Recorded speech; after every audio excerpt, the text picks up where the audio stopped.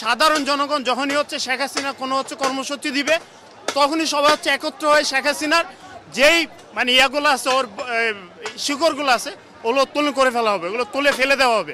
এই দেশ থেকে ফ্যাসিজমকে উচ্ছেদ করতে হবে এবং এটা একটা প্রতীক হয়ে থাকবে যে ভবিষ্যতেও যারা এরকম করতে যাবে তাদেরও পরিণতি একই রকম হবে। খুনি হাসিনা ভারতে বসে যে 2-3 হাজার মানুষ খুন করেছে, আমাদের 20-30 হাজার ভাইদেরকে আহত করেছে, সে খুনি হাসিনা আজকে জাতির উদ্দেশ্যে ভাষণ দিবে।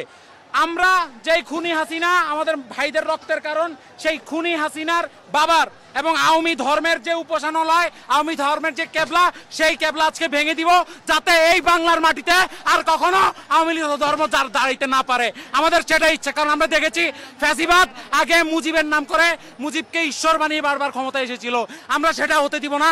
আজকে দলমত নির্বিশেষে সকল দল মিলে ঐক্যমতের ভিত্তিতে আমরা এই মুজিবের ভেঙে দিচ্ছি।